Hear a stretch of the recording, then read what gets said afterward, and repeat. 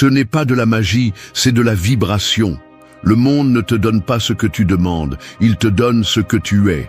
Tu peux prier, supplier, écrire des affirmations 1000 fois, mais si intérieurement tu vis dans le chaos, l'anxiété, la culpabilité ou le besoin, c'est exactement ce que tu vas continuer à attirer. L'univers n'écoute pas tes mots, il capte ta fréquence. Beaucoup veulent de l'argent sans discipline, de l'amour sans amour-propre, du succès sans effort, de la santé sans respect pour leur corps. Ils veulent tout, mais sans être rien. Et c'est pour cela qu'ils perdent tout, parce que l'extérieur ne soutient jamais ce que l'intérieur ne peut pas gérer. Tu attires ce qui est aligné avec ton identité, pas avec ton désir. Cette vidéo est un appel à l'éveil, à arrêter de mendier ce que tu pourrais être en train de générer si tu osais changer depuis la racine. Nous allons parler de ce que personne ne veut te dire. Que les relations qui t'entourent peuvent être en train de drainer ton énergie, de saboter ta croissance, d'éteindre ta lumière. Et que tant que tu ne te libères pas de cela, aucun conseil d'abondance ne te servira. Tu vas découvrir 8 principes puissants, nés du stoïcisme, de la spiritualité réelle et de l'énergie qui fait bouger tout. Ce ne sont pas de jolies phrases. Ce sont des décisions quotidiennes, des actions concrètes, des changements internes qui altèrent ta réalité complète. Reste jusqu'à la fin, parce que ce n'est pas une question de chance. Il s'agit de devenir quelqu'un qui n'a pas besoin de supplier la vie, parce qu'il a appris à la créer de l'intérieur. 1. Ne demande pas plus. Transforme-toi en ce que tu cherches. Un aimant ne choisit pas ce qu'il attire, il attire simplement ce qui vibre à sa même fréquence. Il ne demande pas, il ne supplie pas, il ne négocie pas. Il est simplement. C'est ainsi que fonctionne aussi ton énergie. Tout ce qui arrive dans ta vie est un reflet de ce que tu es à l'intérieur, pas de ce que tu désires par manque. C'est pourquoi, si tu veux attirer des choses différentes, tu n'as pas à demander plus fort. Tu dois te transformer en quelque chose de différent, parce que la vie ne répond pas à tes besoins, elle répond à ta vibration.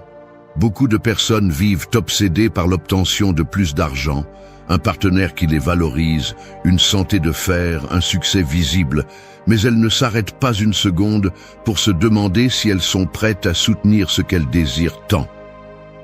Tu demandes de l'amour alors que tu ne t'aimes pas encore. Tu veux de l'abondance alors que tu vis en répétant que rien ne te suffit. Tu rêves de respect alors que tu ne peux pas te regarder dans le miroir sans te juger. Ça ne fonctionne pas comme ça. La loi de l'attraction n'est pas une formule magique, c'est une conséquence naturelle de qui tu es. Tu n'attires pas ce que tu veux, tu attires ce que tu émanes. Le stoïcisme l'a clairement établi il y a des siècles. Marc Aurèle a écrit que ton âme se teint de la couleur de tes pensées. Ce que tu nourris à l'intérieur grandit à l'extérieur. Si ton dialogue interne est celui d'une victime, ta réalité le reflètera. Si ton énergie est instable, tes liens le seront aussi. Si tu vis dans la peur, c'est ce que tu vas multiplier. Changer ta vie ne commence pas à l'extérieur, ça commence par ta façon de penser, de ressentir, de décider, d'agir. L'univers ne récompense pas ceux qui attendent, mais ceux qui se transforment. Tu veux attirer l'abondance ?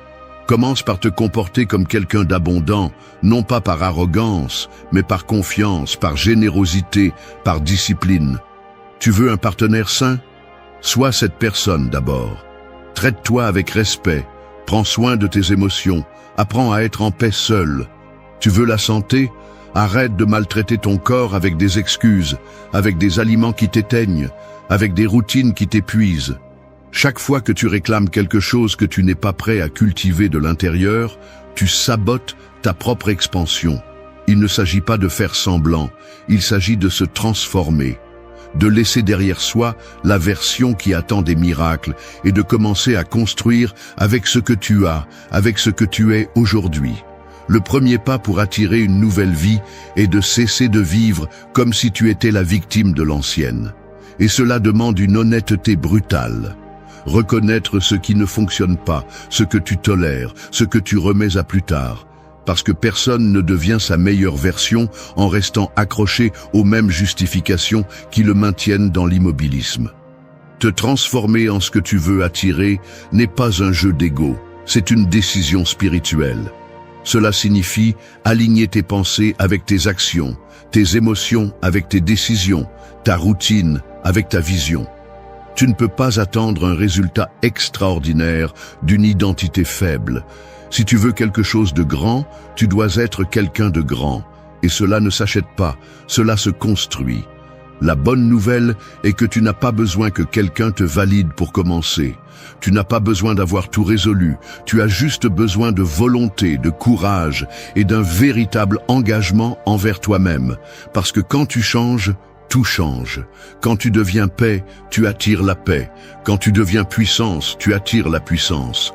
Quand tu deviens vérité, tout ce qui est faux tombe de lui-même. C'est le moment d'arrêter de regarder à l'extérieur et de commencer à te modeler de l'intérieur. Tu ne demandes pas par nécessité, tu attires par cohérence. Transforme-toi et le reste viendra de lui-même. 2. Choisis ta fréquence avant de réagir au monde. Chaque matin, en te réveillant, tu as 2 options. Tu peux sortir dans le monde comme une feuille emportée par le vent ou comme un rocher solide au milieu de la tempête. L'une réagit à tout, se secoue à chaque changement, vit en fonction du climat. L'autre décide qui elle est avant que la journée ne commence, choisit sa fréquence et agit à partir de là, peu importe ce qui se passe à l'extérieur. C'est la différence entre vivre conditionné par l'environnement ou vivre avec un pouvoir intérieur. La plupart des gens vivent en mode automatique. Ils se lèvent et dès qu'ils ouvrent les yeux, ils sont déjà connectés à tout ce qu'ils ne peuvent pas contrôler. Les actualités, les réseaux, les messages, les problèmes des autres. Ils permettent au monde extérieur de dicter leur état émotionnel. Si tout va bien, ils sourient. Si quelque chose ne va pas, ils sombrent. Et ainsi passent les jours, sautant d'émotion en émotion, comme des marionnettes de la réalité. Ils ne comprennent pas que chaque réaction non contrôlée leur vole de la force, de la concentration, de la clarté. Le stoïcisme enseigne le contraire. Épictète disait que ce ne sont pas les choses qui nous perturbent, mais l'opinion que nous avons d'elles. Autrement dit, ce n'est pas ce qui se passe qui te détruit, c'est la façon dont tu décides de l'interpréter. Si tu ne choisis pas ta fréquence avant de te confronter au monde, le monde va t'imposer la sienne. Et c'est là que tu perds. Parce qu'au lieu de diriger ta vie, tu deviens l'esclave de tes impulsions et des circonstances. Les gens forts ne sont pas ceux qui ne ressentent rien, ce sont ceux qui décident d'où ils veulent agir. Celui qui veut la paix la cultive de l'intérieur avant que la journée ne l'exige. Celui qui veut le succès s'aligne sur son but avant que le chaos ne le détourne de sa route. Celui qui veut l'amour le pratique avec lui-même avant de l'exiger à l'extérieur. Cette fréquence ne se trouve pas, elle se construit. Ce n'est pas une émotion passagère, c'est une décision quotidienne. Choisir ta fréquence signifie arrêter de réagir comme un réflexe et commencer à répondre comme un choix. Cela signifie que, même si le monde crie, tu peux garder ton calme, que même si quelqu'un te provoque, tu choisis de ne pas baisser ton niveau, que même s'il y a du bruit, tu continues à écouter ton but. Non pas parce que tu es indifférent, mais parce que tu as appris à protéger ton énergie comme le bien le plus précieux que tu possèdes. Parce que c'est le cas. Chaque fois que tu cèdes ta paix pour une provocation, tu vends ton pouvoir pour des miettes. Cela ne s'obtient pas avec de belles phrases ou de bonnes intentions. Cela s'entraîne. Avec le silence, avec l'autoréflexion, avec des habitudes, avec des rituels qui renforcent ta vision avant de sortir pour la bataille quotidienne. Tu ne peux pas avoir une vie concentrée si tu commences la journée distrait. Tu ne peux pas avoir des relations saines si tu es toi-même réactif et changeant. Tu ne peux pas construire une réalité solide si ton énergie dépend de ce que les autres disent ou font. Choisis ta fréquence comme quelqu'un qui se prépare à affronter une guerre, parce que la vie, parfois, l'est. Mais si tu décides comment tu veux ressentir, penser et agir, rien ni personne ne pourra te sortir de ton centre. Le monde peut être imprévisible, mais tu n'as pas à l'être. Tu peux t'entraîner à être constant, serein, fort et ferme. Et cela, dans ce monde chaotique, est déjà une forme de révolution. Avant de parler, choisis ton ton. Avant d'agir, choisis ton intention. Avant de réagir, rappelle-toi qui tu es. C'est la véritable liberté, non pas celle qui attend que tout aille bien pour être en paix, mais celle qui crée la paix même quand tout brûle. Lorsque tu choisis ta fréquence, tu cesses de faire partie du bruit et tu deviens une partie du changement. 3. Ton corps est ton temple, ton outil et ton bouclier. Ton corps n'est pas seulement de la chair, des muscles et des os. C'est le véhicule qui transporte ton âme à travers cette vie. C'est ta maison, ton refuge, ton armure. Prétendre avancer vers une vie extraordinaire avec un corps ignoré, abandonné ou maltraité, c'est comme essayer de traverser l'océan dans un bateau cassé. Tu peux avoir la vision la plus claire, l'esprit le plus puissant, l'âme la plus lumineuse, mais si ton corps ne te soutient pas, tout s'effondre tôt ou tard. Il ne s'agit pas de t'obséder avec l'esthétique ou de suivre des tendances vides. Il s'agit de respect, de comprendre que ton énergie, ta présence, ta clarté mentale, ta discipline et ta vibration sont construites sur l'état de ton corps. Un esprit brillant ne peut pas vivre dans un corps éteint. Et même si tu veux manifester l'abondance, le succès ou l'amour, si tu ne prends pas soin du conteneur qui te permet de les expérimenter, tu te sabotes de l'intérieur. Beaucoup parlent de spiritualité, d'énergie, d'attirer ce qu'ils désirent, mais ils vivent en nourrissant leur corps avec la première chose qu'ils trouvent, en dormant mal, en ignorant le mouvement, en accumulant des toxines physiques et émotionnelles, en croyant que tout se résout avec l'intention. Non, l'intention sans action ne transforme pas. Et prendre soin de ton corps est une action concrète d'amour de soi, de pouvoir et de responsabilité. Les stoïciens n'étaient pas étrangers à cela. Ils pratiquaient la discipline non seulement mentale, mais aussi physique. Le corps devait être fort, agile et propre, non par vanité, mais parce qu'ils savaient qu'un corps entraîné est un corps obéissant, et qu'un esprit fort a besoin d'un corps qui ne se rend pas à la première douleur.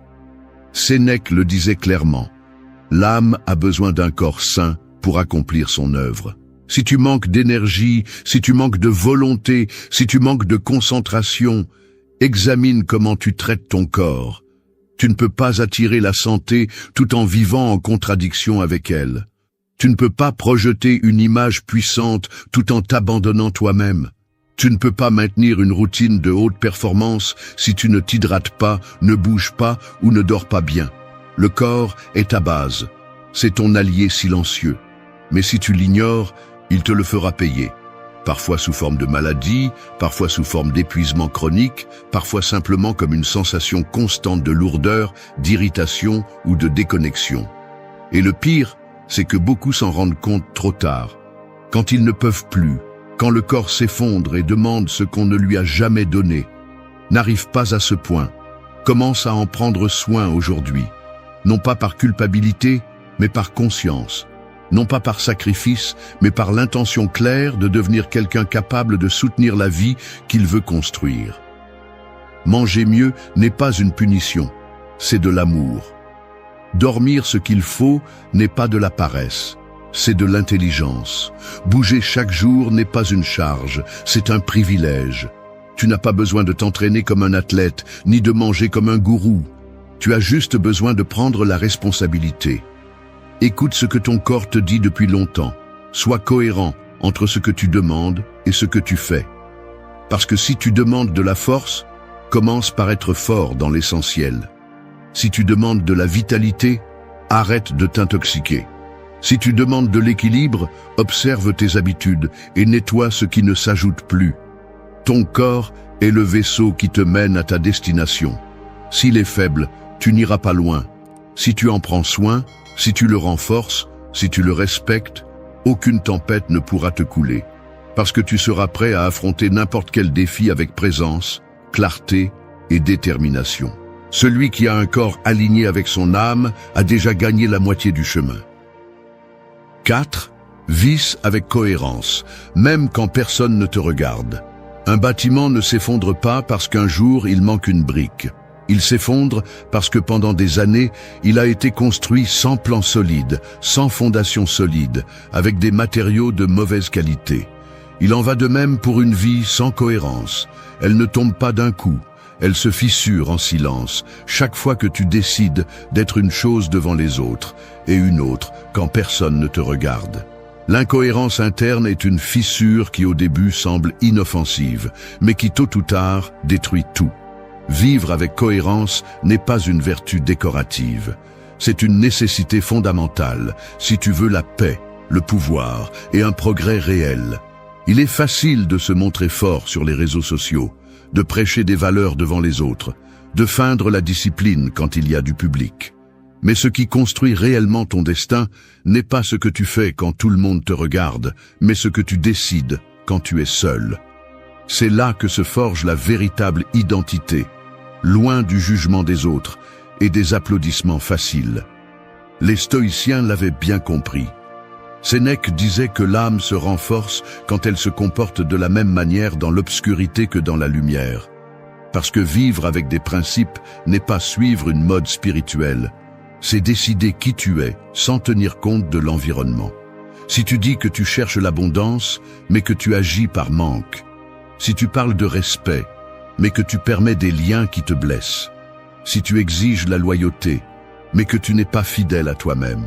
Tout cela se remarque, même si tu penses le cacher. L'univers ne répond pas à ton masque, il répond à ton énergie réelle. Et l'énergie ne ment pas. Tu peux tromper les autres pendant un certain temps, mais tu ne peux pas tromper la vie. Si ta parole et ton action ne coïncident pas, si ton intention et ton comportement vont dans des directions différentes, la vie ne va pas t'ouvrir les portes que tu dis vouloir. Parce que les vraies portes ne s'ouvrent pas avec des apparences. Elles s'ouvrent avec la cohérence. Cela ne signifie pas la perfection.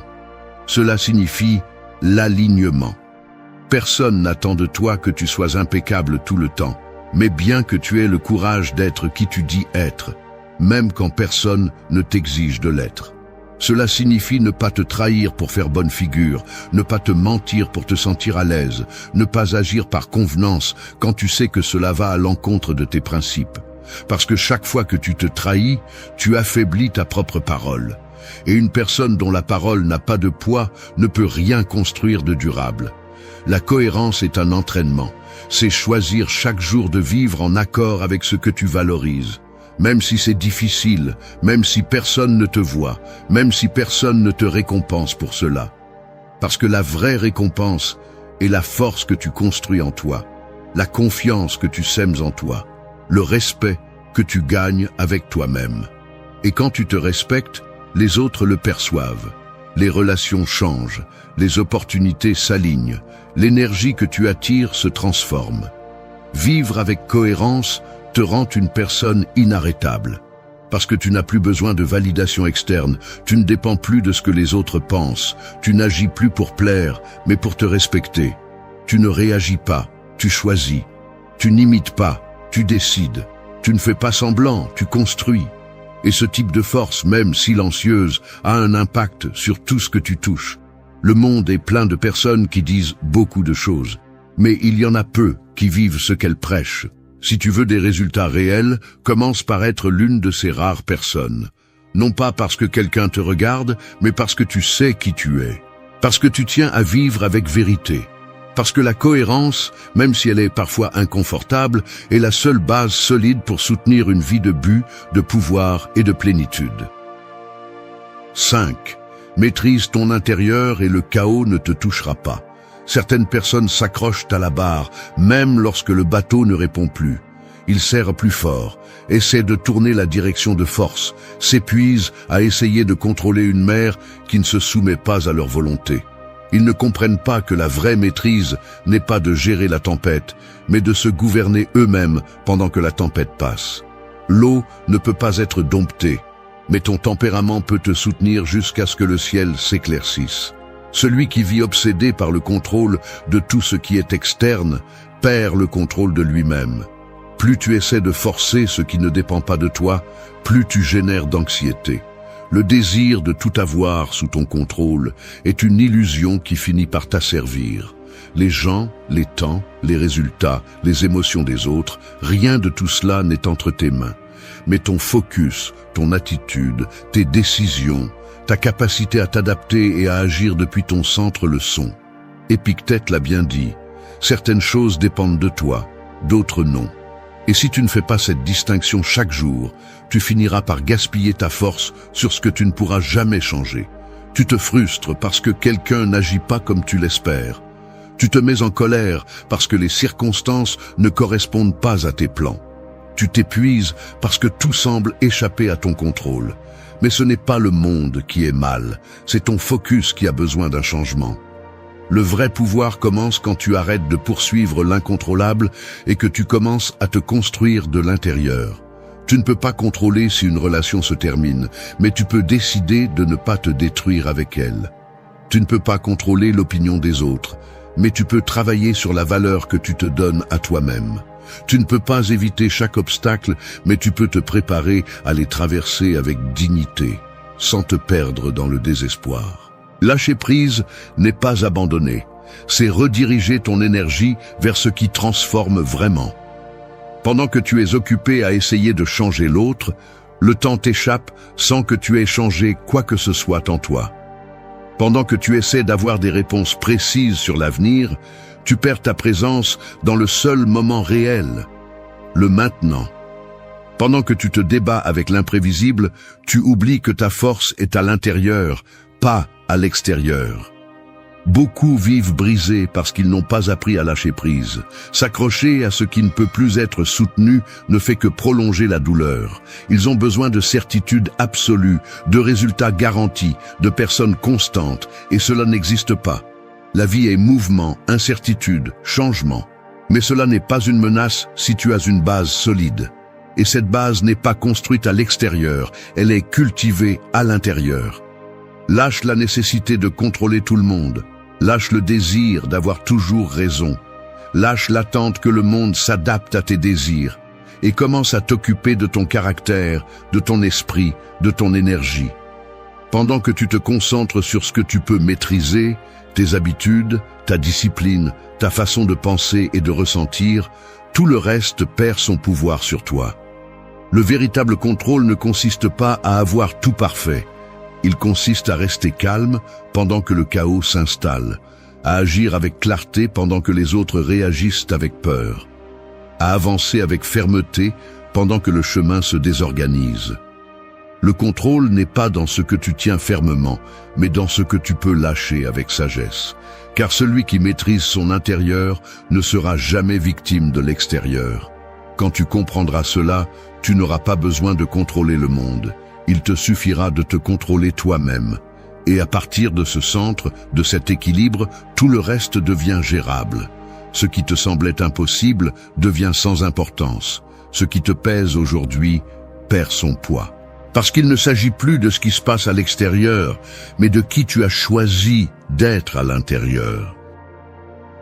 6. Purifie ton énergie des plaintes, des reproches et des excuses. La rivière cristalline peut se transformer en marais si elle n'est pas nettoyée.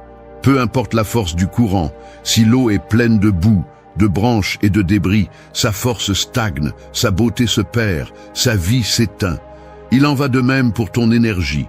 Tu peux avoir du talent, de bonnes intentions, des objectifs clairs, mais si tu portes des plaintes, des reproches et des excuses, tu vas stagner. Car ces déchets émotionnels ne contaminent pas seulement ce que tu fais, ils bloquent aussi ce que tu attires. Se plaindre est l'une des habitudes les plus destructrices qui existent. Cela semble inoffensif, mais chaque fois que tu le fais, tu renforces ton impuissance. Chaque plainte est un message direct à ton esprit qui dit « Je ne peux pas changer cela ». La répétition le transforme en croyance, et la croyance en destin. Il ne s'agit pas d'ignorer les problèmes, mais d'arrêter de les nourrir avec ta voix. Parler du problème encore et encore ne le résout pas, il ne fait que l'enraciner davantage en toi. La culpabilité, en revanche, est une encre invisible. Elle te lie au passé, t'empêche d'avancer, te fait porter des poids que tu ne peux plus changer. Si tu as fait quelque chose de mal, répare ce que tu peux, apprends la leçon et continue à marcher. Mais traîner la culpabilité comme une identité ne fait que user ton estime de toi et te laisse coincé dans un cycle d'auto-punition.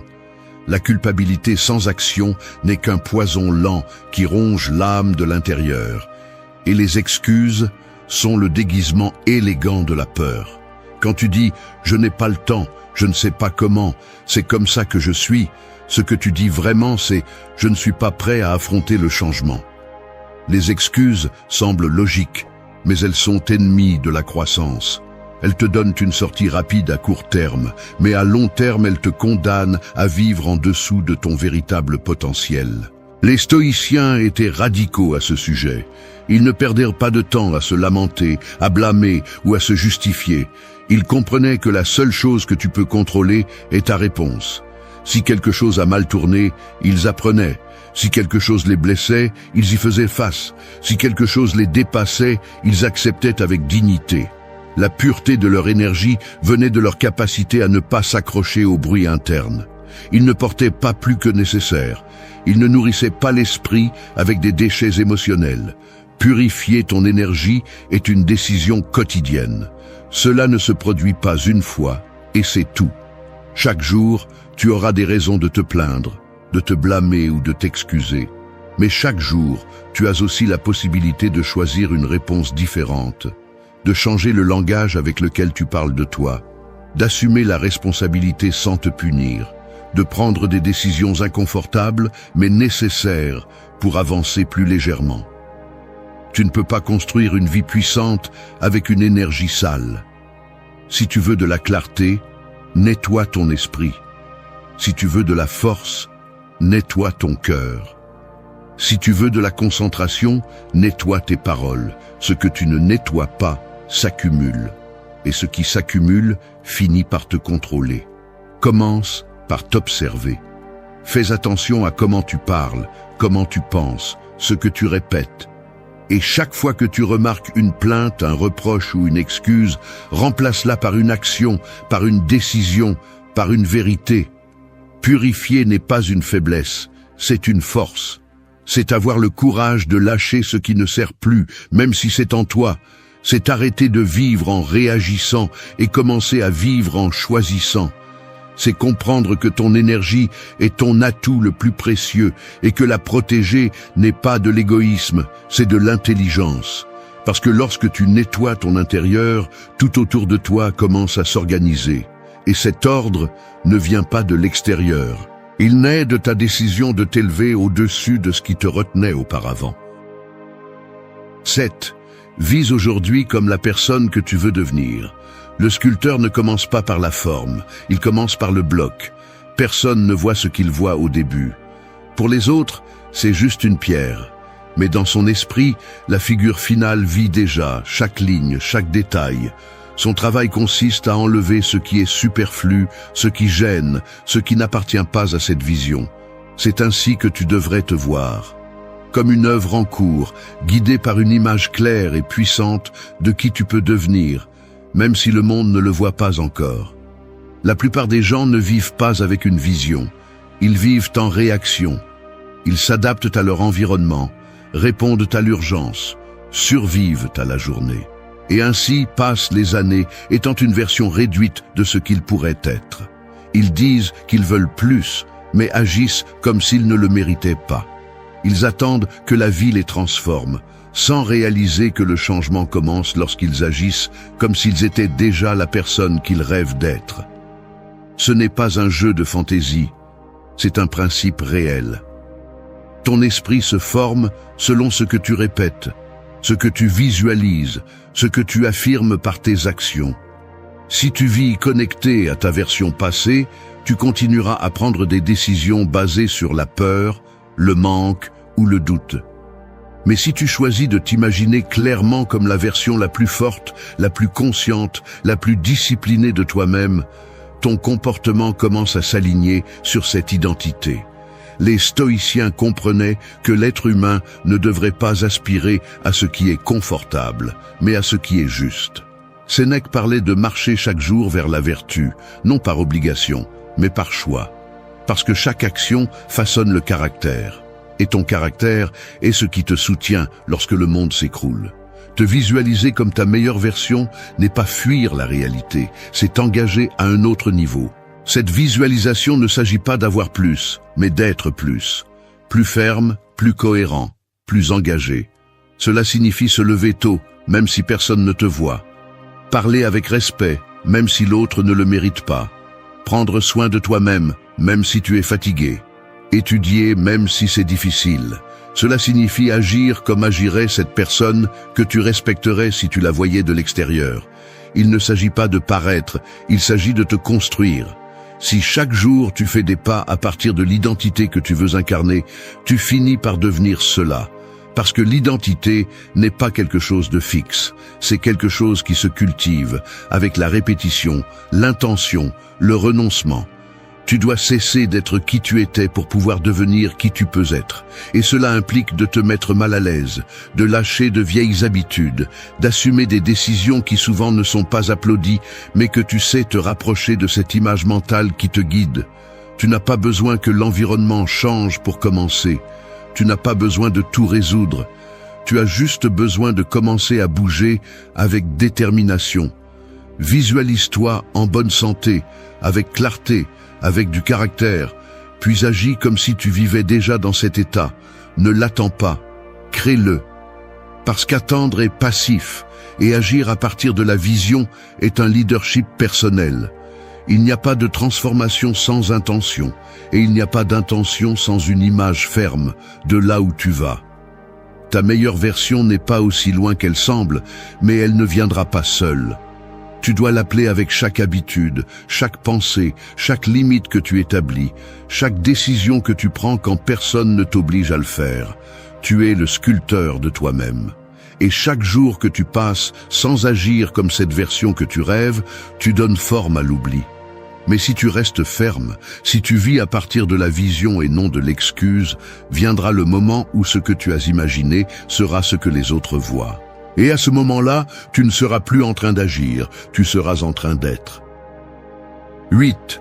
Sois, et le reste viendra par loi naturelle. Un soleil n'a pas besoin de demander la permission pour briller. Il ne sort pas pour convaincre le ciel. Il ne discute pas avec les nuages. Il ne supplie pas pour être reconnu. Il est simplement. Et en étant, il transforme tout autour de lui. Il éclaire, donne la vie, rythme les jours. C'est ainsi que tu peux devenir puissant si tu arrêtes de chercher l'approbation, si tu arrêtes de poursuivre ce dont tu n'as pas besoin et que tu te concentres une fois pour toutes à devenir ce que tu es vraiment capable d'être. L'erreur la plus courante est de penser que tu dois d'abord avoir pour pouvoir être ensuite. Avoir de l'argent pour te sentir précieux. Avoir un partenaire pour te sentir aimé. Avoir du succès pour te sentir complet. Mais c'est un piège. Parce que lorsque tu bases ton identité sur l'extérieur, ton pouvoir devient fragile, ton énergie devient dépendante et ta paix est brisée par le moindre changement. La philosophie stoïcienne le crie clairement, le pouvoir est dans l'être, pas dans l'avoir. Si tu es discipline, les résultats viennent. Si tu es amour-propre, les relations saines apparaissent. Si tu es concentré, les opportunités s'alignent. Mais si tu attends seulement que tout change pour enfin changer toi-même, tu vas rester à attendre pendant que la vie continue sans toi. Il ne s'agit pas de s'asseoir et d'attendre des miracles. Il s'agit de comprendre que la vie répond à la vibration que tu émets avec tes pensées, tes habitudes, ton attitude et ton caractère. Tu n'attires pas ce que tu dis vouloir, tu attires ce que tu es déjà. Et c'est la vérité que beaucoup de gens ne veulent pas accepter, parce qu'elle implique la responsabilité, elle implique l'inconfort, elle implique de prendre des décisions fermes. Tu ne peux pas rester la même personne et espérer une vie différente. Tu ne peux pas vibrer depuis le manque et attirer l'abondance. Tu ne peux pas projeter l'insécurité et exiger le respect. Tu ne peux pas vivre endormi et attendre des résultats extraordinaires. L'univers ne répond pas à tes paroles vides, il répond à ton énergie réelle, à ce que tu soutiens quand personne ne te voit, à comment tu te parles quand tu échoues, à comment tu te traites quand personne ne t'applaudit. Ce point n'est pas une suggestion, c'est un avertissement. Arrête de chercher à l'extérieur ce que tu ne trouveras qu'à l'intérieur. Ne deviens pas une personne qui vit en poursuivant, en mendiant, en forçant. Sois quelqu'un qui se concentre, qui se renforce, qui se construit. Parce que lorsque tu changes, tout change. Non pas par magie, mais par loi naturelle. Ton environnement se transforme parce que tu ne rentres plus dans ce que tu tolérais avant.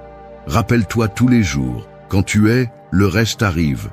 Non pas par chance, mais parce que ton énergie commence à être si claire, si ferme, si cohérente, que ce qui ne va pas avec toi tombe tout seul, et ce qui va avec toi trouve son chemin. Tu n'as pas besoin de poursuivre l'amour, le respect, le succès, la santé. Tu as besoin de les incarner. Tu as besoin de refléter dans ta façon de vivre la vie que tu dis vouloir. C'est ce qui boucle la boucle. Tu as vu comment devenir ce que tu veux attirer, comment choisir ta fréquence, comment prendre soin de ton corps, comment vivre avec cohérence, comment lâcher. Dans une discussion, la plupart des gens pensent que celui qui crie le plus fort, celui qui frappe la table ou celui qui parvient à intimider avec sa colère l'emporte. Mais la vérité est autre. Celui qui crie montre qu'il a perdu le contrôle. Celui qui menace révèle sa faiblesse et celui qui s'énerve finit par montrer au monde qu'il n'a pas de maîtrise de lui-même. La sérénité, en revanche, est une arme que peu maîtrisent. Et celui qui la manie sait qu'il n'a pas besoin d'élever la voix pour imposer le respect. Dans la vie réelle, nous ne parlons pas de théorie, nous parlons de situations que nous connaissons tous. Le patron autoritaire qui cherche à briser votre voix, le membre de la famille conflictuelle qui veut vous faire sentir inférieur, le collègue manipulateur qui essaie de vous entraîner dans son jeu ou cette personne proche qui, en déguisant ses paroles de bonnes intentions, veut contrôler votre vie. Dans tous ces scénarios, perdre son calme, c'est donner à l'autre votre pouvoir. Et c'est là que la sagesse stoïcienne nous enseigne à récupérer ce que nous n'aurions jamais dû céder, notre maîtrise de soi. Ces réponses ne sont pas des phrases creuses ni des slogans motivants, ce sont des armes silencieuses. Elles ne cherchent pas à humilier l'autre, mais à lui rappeler clairement que votre valeur ne dépend ni de ses paroles, ni de son attitude. Ce sont des phrases qui coupent court à la manipulation, qui établissent une limite infranchissable et qui font que l'autre s'arrête, non pas parce qu'il a peur de vous, mais parce qu'il se rend compte que votre caractère n'est pas négociable. Aujourd'hui, vous n'allez pas apprendre à crier plus fort, vous allez apprendre à rester debout pendant que l'autre s'épuise. Vous allez découvrir comment répondre avec fermeté, avec froideur et avec assurance. Parce que le véritable respect ne se demande pas, il se provoque. Et quand vous comprenez cela, personne ne vous parle plus de la même manière. 1. Parle avec fermeté, non avec des cris, car ta raison ne dépend pas du volume. La mer calme semble inoffensive, mais elle cache une force capable d'emporter des bateaux entiers sans avoir besoin de soulever une seule vague. C'est cette même force silencieuse que tu dois cultiver lorsque tu parles. Beaucoup croient que le pouvoir réside dans la stridence de la voix, dans le poing fermé sur la table ou dans le ton élevé qui cherche à s'imposer. Cependant, ce qui intimide vraiment n'est pas le cri, mais la confiance de celui qui sait ce qu'il dit et n'a pas besoin de le prouver avec du bruit. Lorsque tu élèves la voix, tu révèles en réalité que ta raison est en train de perdre du terrain. Mais lorsque tu parles avec fermeté, clairement et sereinement, tu fais en sorte que chaque mot pèse plus que n'importe quel hurlement. Le stoïcisme enseigne que se maîtriser soi-même est la plus grande victoire. Et la voix fait partie de cette maîtrise. Dans les discussions quotidiennes, que ce soit face à un patron qui tente de t'invalider ou à un membre de la famille qui cherche à te provoquer, la tentation d'augmenter le volume apparaît toujours, car l'émotion pousse. Mais si tu cèdes, tu montres que l'autre personne a du pouvoir sur toi. Parler avec fermeté ne signifie pas parler lentement ni avec une douceur excessive. Cela signifie soutenir le regard, articuler chaque mot avec conviction et ne pas permettre que ton ton tremble. C'est projeter de la confiance sans devenir un reflet de l'autre. Celui qui crie perd de l'autorité car il transmet du désespoir. Celui qui garde son calme oblige l'autre à affronter son propre manque de contrôle. Voici la clé, ne pas imiter l'adversaire, le faire ressentir la différence. S'il s'agite, que ton calme l'expose. S'il élève la voix, que ta fermeté l'oblige à baisser la sienne. Ce n'est pas une théorie abstraite, c'est une pratique dans la vie quotidienne. Lorsque quelqu'un te provoque, respire avant de répondre. Ralentis le rythme de tes mots et soutiens le ton comme quelqu'un qui sait que ce qu'il dit ne laisse place à aucun doute. Les exemples abondent. Pense à une discussion au travail. Ton patron t'accuse d'une erreur que tu n'as pas commise et élève la voix. Si tu réponds sur le même ton, tu tombes dans son jeu. Mais si tu le regardes dans les yeux et dis clairement « Ce que tu avances ne correspond pas aux faits », permets-moi de l'expliquer. La fermeté de ta voix désarme l'agression. Tu n'as pas crié, tu n'as pas supplié, tu as simplement posé ta vérité sur la table avec le poids que seule la sérénité confère. Dans la famille, c'est pareil. Un frère, un père ou un oncle peut essayer de s'imposer en criant. Répondre de la même manière, c'est allumer un feu inutile. Mais si tu réponds avec fermeté, tu peux ne pas être d'accord, mais je maintiens ma position. Ta voix claire devient un mur qui n'a pas besoin de volume pour résister. C'est la différence entre être emporté et être un rocher. Le respect qui découle de parler avec fermeté est durable, car il naît de la cohérence. Les gens perçoivent quand quelqu'un ne se brise pas. Un cri est oublié, mais une réponse ferme est mémorable, car elle laisse une trace dans l'esprit de l'autre. C'est un rappel que ton caractère n'est pas à vendre. Parler avec fermeté est un entraînement, pas un acte spontané. Il se construit chaque jour en contrôlant tes petites émotions, comme ne pas élever la voix dans le trafic, ne pas perdre son calme face à l'impatience d'un inconnu, ne pas répondre avec agressivité quand quelqu'un te contredit sans raison. Chaque moment est une pratique pour renforcer ta voix intérieure. Lorsque la véritable discussion arrivera, cette pratique se manifestera. Et alors, ta parole n'aura pas besoin de volume, car elle sera comme cette mer calme qui ne crie pas, mais que tout le monde s'est capable d'emporter ce qui se met en travers de son chemin. C'est le véritable pouvoir du stoïcien. Parler sans bruit et, malgré tout, dominer la scène. 2. Montre que les paroles de l'autre révèlent plus son caractère que ta valeur. Un miroir ne crée pas l'image, il ne fait que refléter ce qui est devant lui. Il en va de même pour les paroles des autres. Quand quelqu'un parle avec des insultes, des moqueries ou des accusations, tout ce qu'il fait, c'est projeter ce qu'il porte en lui. Son insécurité, son ressentiment ou son vide intérieur sont exposés à chaque mot qu'il lance. Et tu dois comprendre, il ne parle pas de toi. Il parle de lui-même. Si tu réagis en croyant que ses paroles décrivent ta valeur, tu deviens prisonnier de son reflet. Mais si tu observes avec la sérénité d'un stoïcien, tu reconnais que ce qu'il dit révèle qui il est et non qui tu es. Dans les discussions, le piège le plus courant est de tout prendre comme une attaque personnelle. Si un collègue dit que tu n'es pas capable, la première réaction est de se défendre, de lever des murs, de rendre le coup. Mais pense à ceci, quelqu'un qui a besoin de te discréditer le fait parce qu'il a peur d'être exposé lui-même. Ces paroles sont un cri de sa propre fragilité.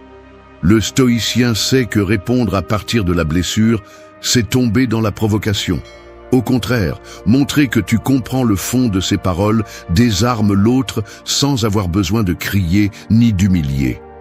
Imagine une confrontation avec un membre de ta famille qui te reproche des décisions de vie.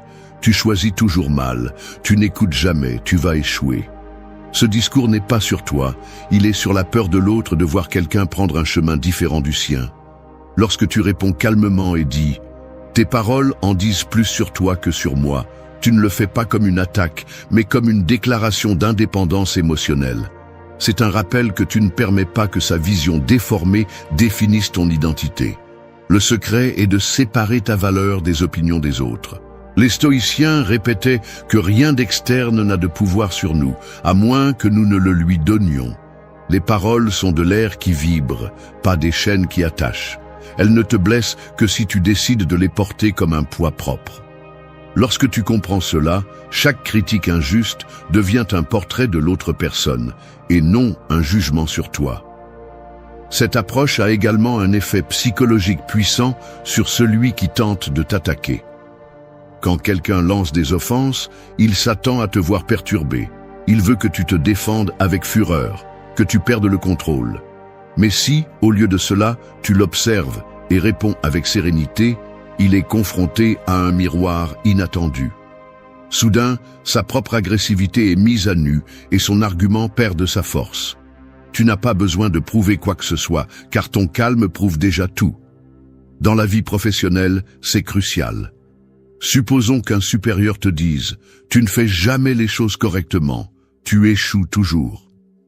Si tu réponds avec colère, l'image qui reste dans l'esprit de tous est ta réaction, pas l'injustice de ses paroles. Mais si tu gardes ton calme et réponds « Je comprends ton point de vue, bien que tes paroles reflètent plus de frustration que de faits concrets », tu poses une limite sans te rabaisser au niveau de l'attaque. Cette réponse transmet que tu n'es pas un sac où n'importe qui peut décharger sa frustration. Dans les relations personnelles, reconnaître cela te sauve d'absorber des poisons inutiles. Souvent, les gens parlent à partir de leur douleur. Un partenaire qui dit « Tu n'es jamais là pour moi » projette peut-être son insécurité ou son incapacité à reconnaître ce que tu fais réellement. Il ne s'agit pas d'invalider ses sentiments, mais de ne pas permettre que son jugement devienne une étiquette sur toi.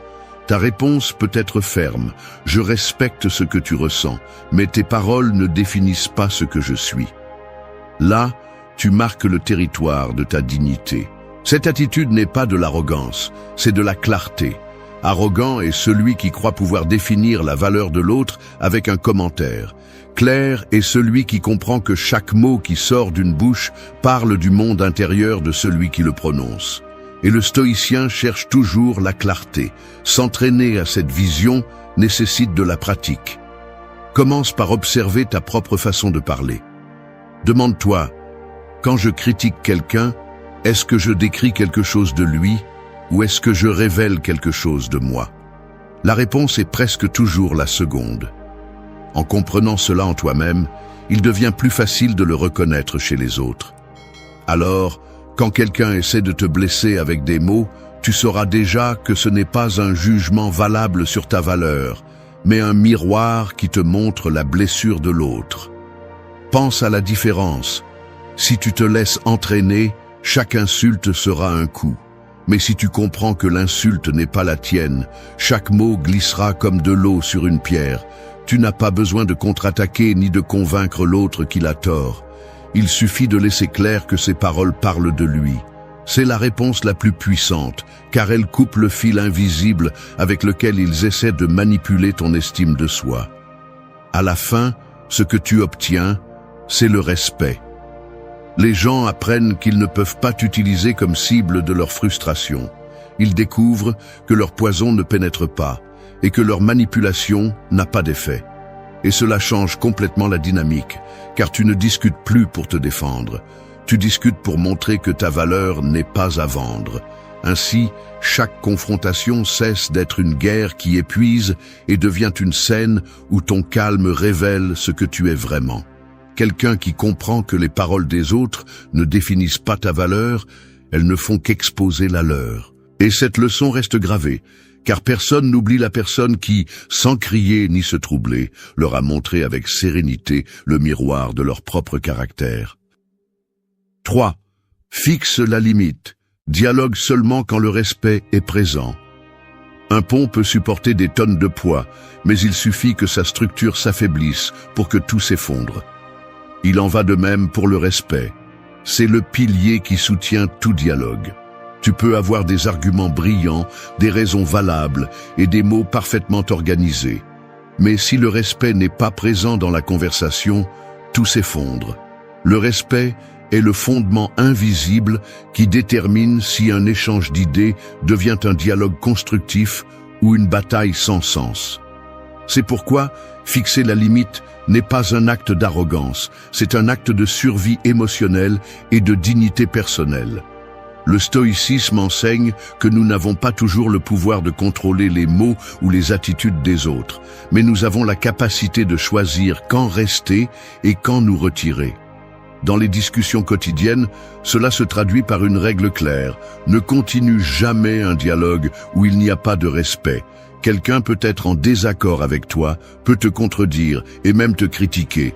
Mais la limite apparaît lorsque l'intention cesse d'être constructive et devient une attaque. À ce moment-là, ta décision doit être ferme. Tu ne participes pas à un jeu où ta valeur est piétinée. Le problème est que beaucoup pensent que se retirer est perdre. Que si tu abandonnes une discussion irrespectueuse, tu cèdes du terrain. Mais la vérité est le contraire. Celui qui reste dans un espace de manque de respect se rabaisse. Celui qui fixe la limite s'élève. Il ne s'agit pas de prouver qui gagne avec plus de cris, mais de rendre clair que ton temps et ton énergie ne sont pas disponibles pour ceux qui ne savent pas dialoguer. C'est la victoire silencieuse du stoïcien. Imagine un environnement de travail où un collègue élève la voix, lance des phrases sarcastiques et ridiculise ta position. La réaction commune serait de répondre sur le même ton, de te défendre avec la même agressivité. Mais la réponse stoïcienne est différente. Regarder avec sérénité et affirmer avec fermeté « Si tu veux parler avec respect, nous discutons. Sinon, ça s'arrête ici ». Cette phrase, simple et directe, a plus de poids que n'importe quelle insulte, car elle ne nourrit pas la confrontation, mais établit une limite infranchissable. Celui qui t'écoute comprend que ta voix n'est pas disponible pour être utilisée comme objet de moquerie. Dans la famille, ce principe est encore plus nécessaire. Souvent, les liens émotionnels nous font tolérer des attitudes que nous ne devrions pas accepter. Un père qui disqualifie, un frère qui ridiculise, un oncle qui méprise. Nous croyons que parce que nous sommes une famille, nous devons supporter, mais le respect n'est pas négociable. Lorsque tu réponds calmement, nous pouvons parler, mais pas de cette façon. Tu ne rejettes pas le lien, tu protèges la dignité qui maintient ce lien en bonne santé. La limite ne rompt pas la relation, elle l'ordonne. Les relations personnelles mettent également à l'épreuve ce principe. Un couple peut tomber dans l'habitude de parler avec mépris ou ironie. Si tu acceptes ce traitement encore et encore, tu envoies un message clair. Ta valeur est flexible. Mais lorsque tu fixes la limite en disant « Je n'accepte pas de parler de cette façon », si tu veux résoudre cela, cela doit être avec respect. Le message change complètement. Tu ne fermes pas le dialogue. Tu l'élèves à un niveau où vous pouvez tous les deux grandir. Le respect est la frontière qui sépare le dialogue de la violence verbale. Et nous ne parlons pas seulement d'insultes directes, mais aussi d'attitudes qui semblent petites.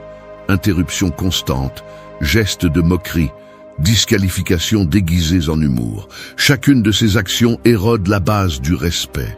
Le stoïcien n'exagère ni ne dramatise. Il observe simplement et reconnaît « Ici, le respect a été perdu. Ici, je dois fixer la limite. » Il faut comprendre que tout le monde ne mérite pas un accès illimité à ton énergie. Le monde est plein de personnes qui cherchent à s'imposer au-dessus du respect parce qu'elles confondent intimider avec dominer. Mais seul domine celui qui a le contrôle de lui-même.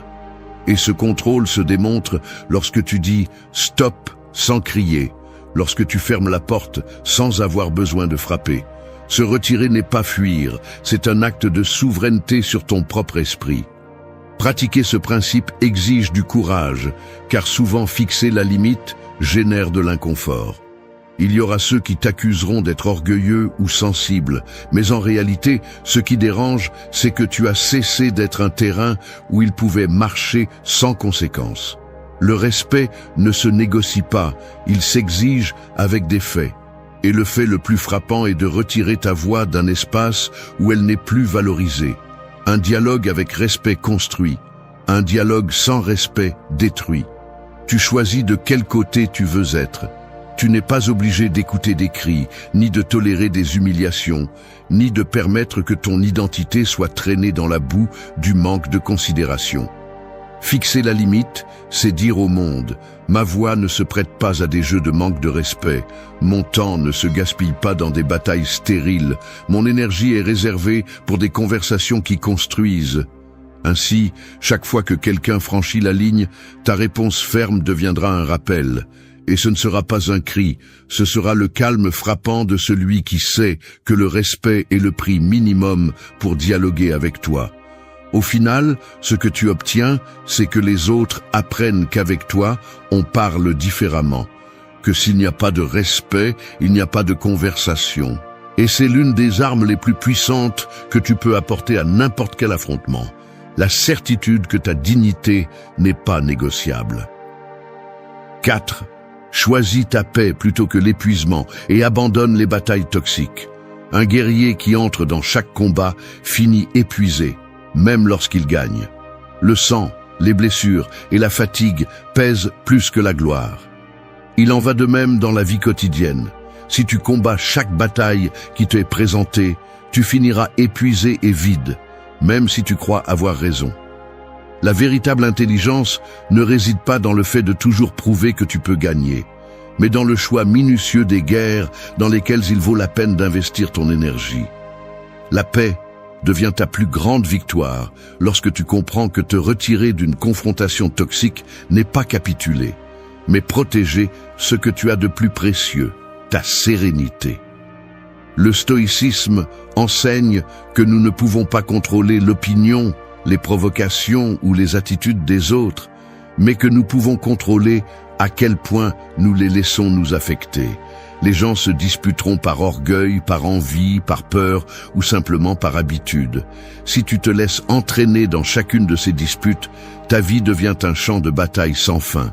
En revanche, lorsque tu décides de garder le silence et de prendre du recul, non pas parce que tu n'as pas d'argument, mais parce que tu valorises ta paix plus que la victoire superficielle, tu démontres une maîtrise absolue de toi-même. L'erreur courante est de croire que se retirer d'une discussion est un signe de faiblesse. La société nous enseigne à répondre à tout, à ne pas laisser le dernier mot dans la bouche d'un autre. Mais cette mentalité est un piège. Le dernier mot n'a pas d'importance lorsque le prix à payer est ta tranquillité. Celui qui a toujours besoin de répondre est enchaîné à la validation externe, tandis que celui qui sait se taire lorsque l'épuisement est évident démontre une force que peu possèdent. Pense à une dispute familiale. Peut-être que quelqu'un insiste pour te provoquer, répète de vieux reproches et cherche à t'entraîner sur un terrain de ressentiment. Répondre ne fait qu'alimenter un cercle sans issue. Mais lorsque tu choisis ta paix, tu reconnais que cette bataille ne mérite pas ton énergie. Tu peux répondre par une phrase claire « Je ne continuerai pas cette conversation, car elle n'apporte rien ». Cette simple décision brise le cycle et montre que ta sérénité vaut plus que toute tentative de manipulation. Il en va de même dans le monde du travail. Un collègue qui cherche toujours à se disputer, un patron qui insiste pour ridiculiser, un client qui explose sans raison. Que gagnes-tu à entrer dans leur jeu ? Rien d'autre que de l'épuisement. En revanche, si tu gardes ton calme et que tu prends tes distances, tu montres que ton temps n'est pas disponible pour des batailles qui ne mènent à aucun résultat. Ta paix devient une frontière infranchissable que personne ne peut traverser sans ton autorisation. Dans les relations personnelles, ce principe est vital. Beaucoup de couples se consument dans des disputes inutiles qui tournent toujours autour de la même chose. Les reproches se répètent, les blessures se rouvrent et chaque conversation se termine par de la fatigue. Ici, la sagesse stoïcienne enseigne que tout ne doit pas être résolu par la confrontation. Parfois, la réponse la plus puissante est le silence accompagné du retrait. Ce n'est pas de l'indifférence, c'est de la clarté. Tu comprends que si le dialogue devient une bataille toxique, la solution n'est pas de gagner, mais de préserver la paix qui permet de construire quelque chose de mieux. Choisir ta paix ne signifie pas fuir les problèmes.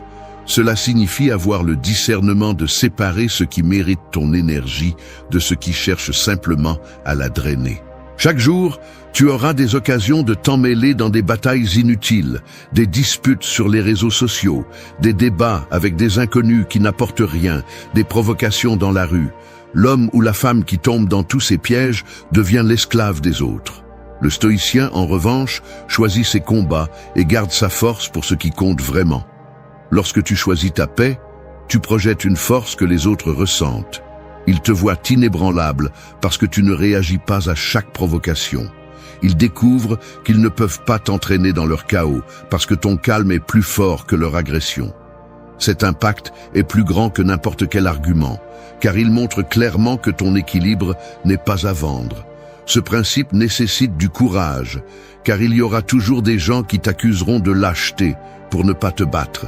Mais souviens-toi, ces voix appartiennent à ceux qui confondent le bruit avec le pouvoir.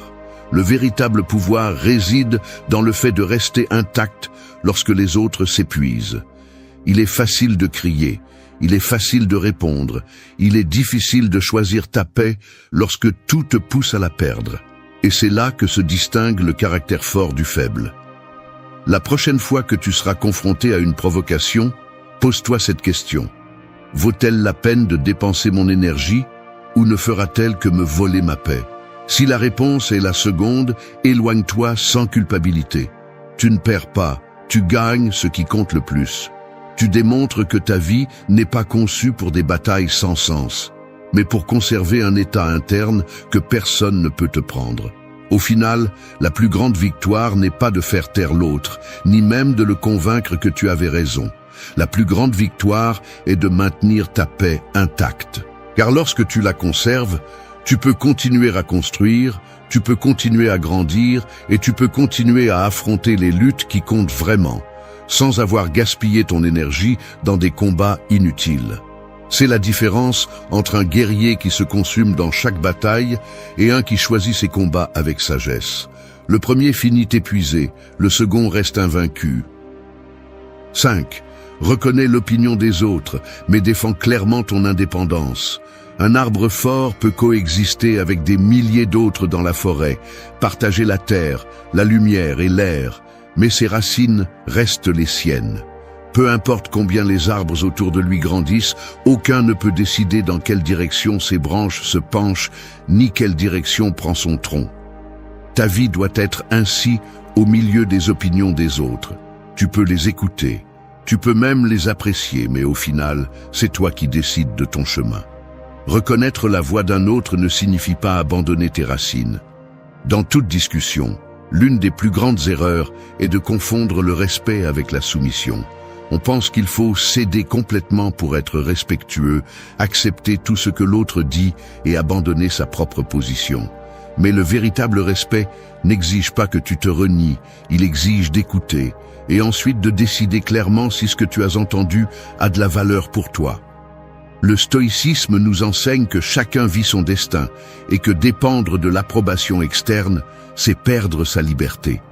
Il n'y a pas de plus grand esclavage que de laisser les opinions des autres définir ce que tu es ou ce que tu fais.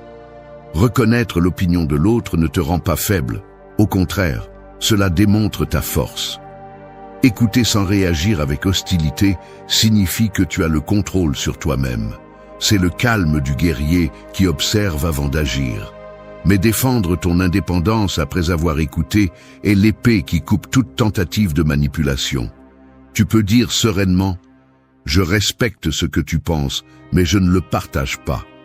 Cette phrase simple, dite avec fermeté, transmet que tu sais faire la différence entre ce qui vient de l'extérieur et ce qui est décidé à l'intérieur. Imagine une conversation avec un patron qui essaie d'imposer sa vision sur ton travail. Il pourrait dire « Tu devrais faire comme je dis parce que ta façon de faire est fausse ». Tu peux écouter sans interrompre, montrer que tu comprends ses paroles, puis répondre « J'apprécie ton opinion, mais je fais confiance à ma méthode et je la maintiendrai ». Cette réponse n'est pas une confrontation avec des cris, mais elle montre clairement que tu ne cèdes pas ton jugement sous la pression. C'est là que se voit la vraie valeur. Tu respectes, mais tu ne te soumets pas. Il en va de même dans la famille. Les parents, les frères et sœurs ou les proches ont tendance à donner des conseils avec de bonnes intentions, mais chargés de leurs propres croyances, peurs et expériences. Ne prends pas ce risque, ne suis pas ce chemin, ne fais pas ce choix. Reconnaître leur opinion est valable. L'ignorer complètement peut être arrogant, mais la laisser déterminer ta direction, c'est te perdre toi-même. La réponse ferme peut être « Je comprends ce que tu me dis, mais ma décision est prise ». Ce n'est pas du mépris, c'est de l'indépendance. C'est un acte d'amour-propre qui évite de transformer ta vie en reflet des insécurités des autres. Dans les relations de couple, ce principe devient encore plus crucial. L'amour ne doit pas être confondu avec un renoncement total à soi-même. Écouter l'autre est essentiel, mais ton identité ne doit pas se dissoudre dans l'opinion de celui que tu aimes. Si ton partenaire dit « Je n'aime pas comment tu fais ça », tu devrais changer. Tu as le droit d'écouter et de considérer, mais aussi le devoir de décider si ce changement correspond à ton essence ou seulement au confort de l'autre. Une réponse stoïcienne pourrait être « Je comprends ce que tu ressens, mais j'ai besoin de garder cette partie de moi parce qu'elle fait partie de qui je suis. » Cette clarté ne détruit pas la relation, elle la renforce, car elle établit une limite saine. Défendre ton indépendance n'est pas un acte de rébellion constante. Il ne s'agit pas de rejeter tout ce qu'on te dit, mais d'avoir la maturité pour filtrer. Le respect ouvre la porte à l'écoute. L'indépendance décide ce qui entre et ce qui ne rentre pas. Le problème de beaucoup est qu'ils pensent qu'il n'y a que deux options, tout accepter ou tout rejeter. Mais l'équilibre est dans la reconnaissance et ensuite le choix avec fermeté. Le stoïcien comprend que l'opinion de l'autre n'est ni un ennemi, ni une vérité absolue, c'est juste une information externe. Si tu la prends avec calme, tu peux l'utiliser comme guide dans certains cas ou la laisser passer sans qu'elle te perturbe. L'important est que tu n'oublies jamais que le dernier mot sur ta vie t'appartient toujours. Si tu cèdes cette décision, tu cèdes ta liberté. Ce principe s'entraîne au quotidien. Quand quelqu'un critique ce que tu portes, ce que tu fais ou comment tu parles, écoute sans ressentiment, mais demande-toi, est-ce que cela définit qui je suis ou est-ce simplement le reflet de ce que cette personne croit? Si cela n'apporte rien, tu le laisses partir. Si cela sert, tu le considères. L'essentiel est que la décision finale soit la tienne. Ainsi, tu renforces ton indépendance sans avoir besoin de briser le respect. Les gens te valoriseront davantage lorsqu'ils comprendront que tu ne te plies pas facilement. Ils apprendront qu'avec toi, on peut dialoguer, mais pas imposer. Et cette perception génère un respect authentique, car ils savent que ton caractère est ferme. Même ceux qui ne sont pas d'accord avec toi reconnaîtront que tu n'es pas quelqu'un qui se laisse modeler à volonté. Au final, reconnaître l'opinion des autres tout en défendant ton indépendance est comme cet arbre dans la forêt. Il coexiste, partage l'espace, mais ne perd jamais ses racines. Écouter ne te rend pas moins. Défendre ton critère ne te rend pas dur. Cela te rend libre. Et la liberté est le terrain où la véritable force fleurit. Merci d'être resté jusqu'à la fin de la vidéo. Si vous avez tout vu, commentez « Je suis stoïcien » comme notre signe secret, indiquant que vous êtes... Un voyageur traverse un pont de pierre sur une rivière tumultueuse. Il avance, le regard fixé sur la rive lointaine, convaincu qu'il trouvera de l'autre côté ce qui lui manque. Mais dans son obsession d'arriver, il ignore le bruit de l'eau, la solidité du pont et la chance d'être encore debout. Ce voyageur, c'est nous quand nous passons toute notre vie à désirer plus et plus, oubliant ce que nous avons déjà entre les mains. La gratitude est l'art de s'arrêter, de regarder autour de soi et de reconnaître qu'il y a déjà quelque chose qui soutient ton existence, même au milieu des difficultés. La philosophie stoïcienne ne te parle pas d'illusion, elle te parle de la vérité nue. Rien n'est éternel. Chaque instant que tu gaspilles en plainte ou en envie est un instant perdu pour toujours. Celui qui vit avec gratitude ne se trompe pas en croyant qu'il a tout sous contrôle, mais il apprend à apprécier ce qu'il possède tant qu'il l'a. C'est la différence entre celui qui vit en paix et celui qui vit avec une faim insatiable. Cette vidéo ne prétend pas adoucir la vie. La vie frappe, arrache, blesse. Et pourtant, les stoïciens nous ont appris qu'il y a toujours de la place pour la gratitude, remercier pour l'opportunité de résister, d'apprendre, de se relever. La gratitude n'est pas un geste poli, c'est une façon de voir le monde qui transforme la plainte en force et la perte en sagesse. Ici, tu vas écouter 12 leçons que tu peux appliquer dans ta vie quotidienne. Ce ne sont pas de jolies phrases, Ce sont des attitudes qui font la différence entre traîner des chaînes ou marcher libre. La gratitude n'est pas du conformisme, c'est du pouvoir. Et si tu comprends cela, tu seras prêt à regarder ta vie avec une autre force. 1. Reconnais que rien n'est éternel. Un château de sable sur le bord de la mer semble fort et solide au moment de le terminer, mais il suffit que la marée monte pour que ce qui semblait solide s'effondre sans résistance. La vie est ainsi. Tout ce que tu vois stable aujourd'hui est destiné à se transformer, à disparaître ou à cesser d'être entre tes mains. Nous croyons que ce que nous avons durera toujours, mais la réalité nous frappe en montrant que rien ne reste. Cette vérité, inconfortable et en même temps libératrice, est la base de la gratitude stoïcienne.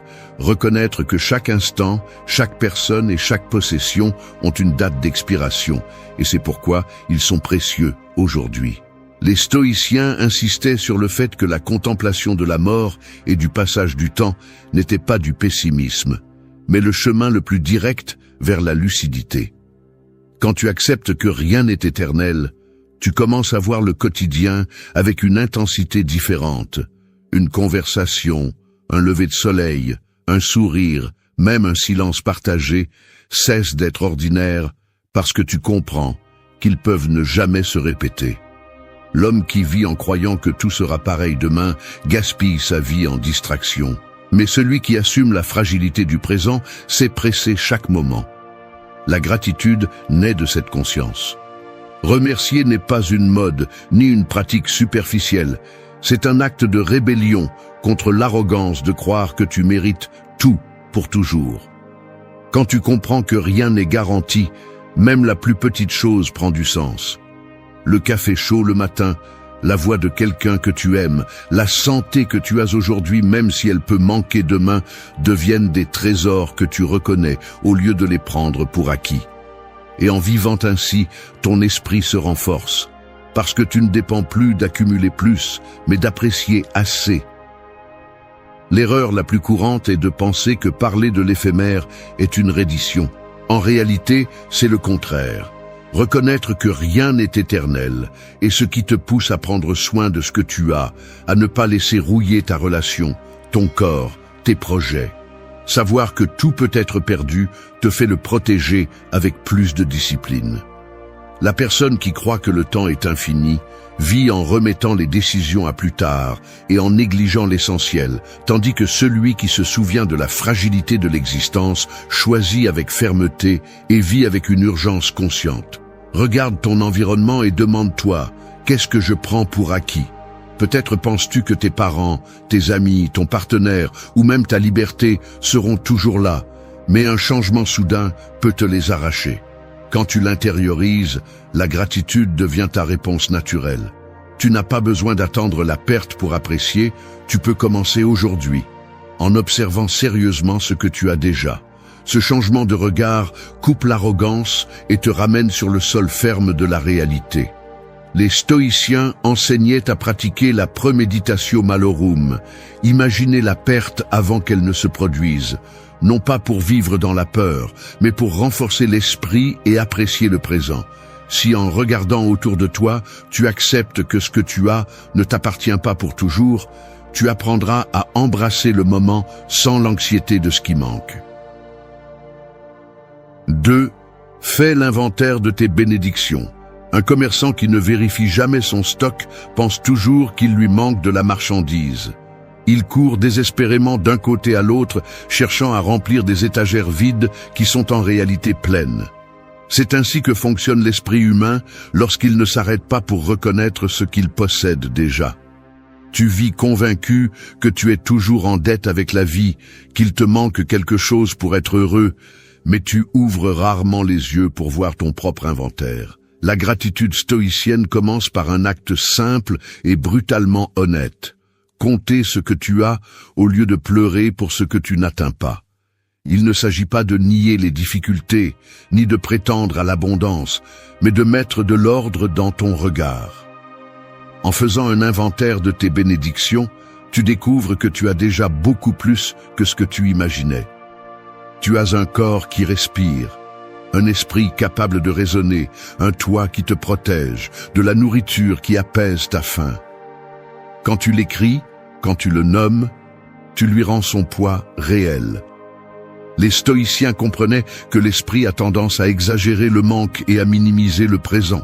L'entraînement consistait à se rappeler constamment ce que l'on avait déjà, car l'oubli est la racine de l'insatisfaction.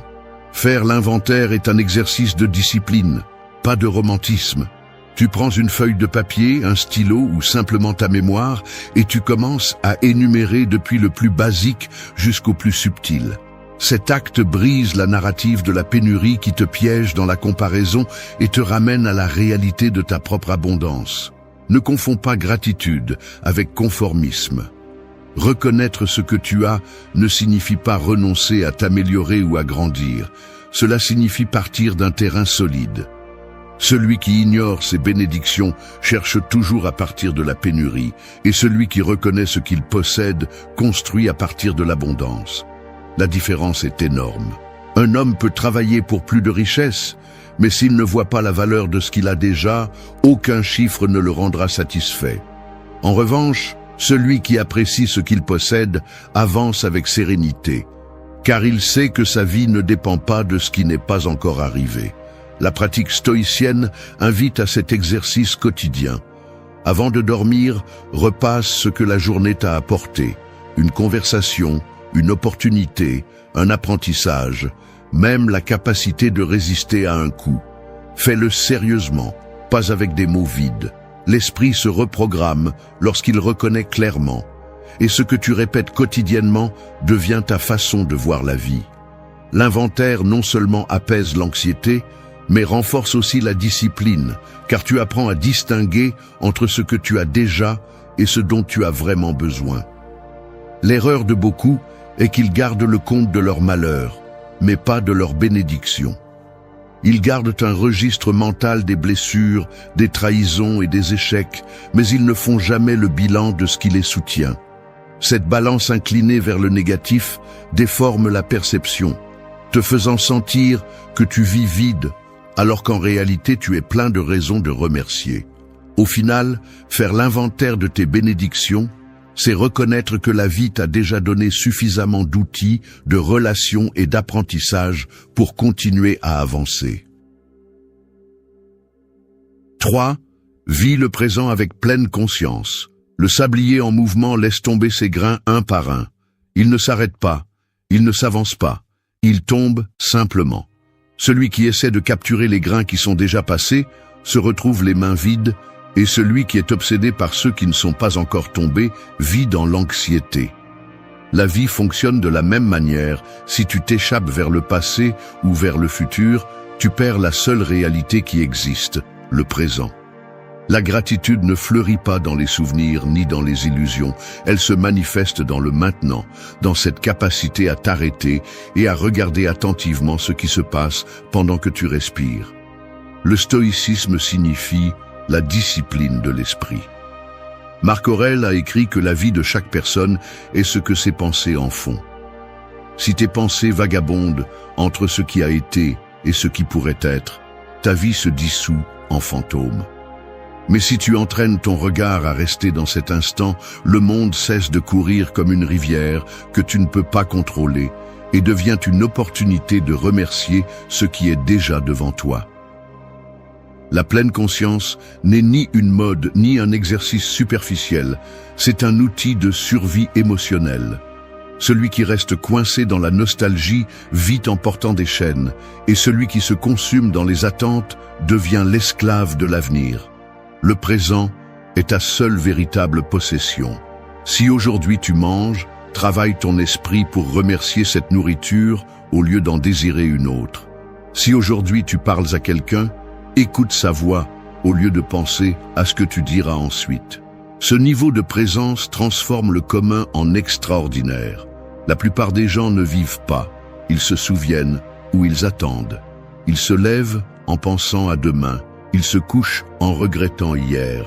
Ainsi passent les jours sans avoir vraiment été dans aucun. L'entraînement stoïcien exige de briser ce cycle avec force. Quand tu sens que ton esprit court vers ce que tu ne peux plus changer, ramène-le avec agressivité. Dis-toi, la seule chose que je possède est ici. Cette fermeté te libère de l'illusion et te rend le contrôle.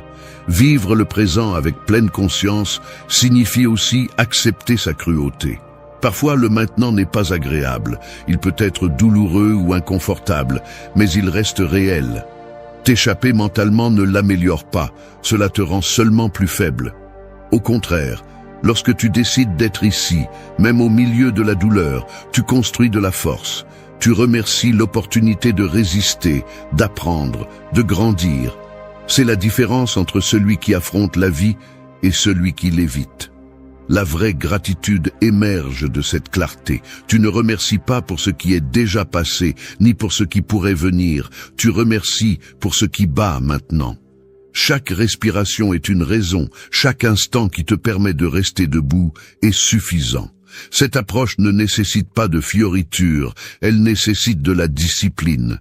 Ferme les yeux, respire, ressens, reconnais. En le répétant, ton esprit apprend que la vie n'a pas été perdue ni avancée, elle a été vécue. Si tu l'appliques, tu remarqueras un changement radical. L'anxiété diminue parce que tu arrêtes de lutter contre ce que tu ne peux pas contrôler. L'envie s'éteint parce que tu ne compares plus ton présent à la fantaisie de quelqu'un d'autre. Le ressentiment s'affaiblit parce que tu ne portes plus les fautes du passé. Ce qui existe devient suffisant, et ce qui est suffisant devient une richesse. La pleine conscience est le pouvoir. C'est couper la distraction, taire la plainte, regarder en face. Quand tu maîtrises le présent, tu découvres que la gratitude cesse d'être une théorie et devient une expérience. Le sable continue de tomber, mais tu n'essaies plus de le capturer. Tu le laisses tomber et tu souris parce que tu comprends que chaque grain est la vie et que la vivre maintenant est la seule chose qui compte. 4. Prends soin de ce que tu as avant de demander plus. Le jardinier négligent rêve de planter de nouvelles fleurs, mais n'arrose pas celles qui ont déjà germé sur son terrain.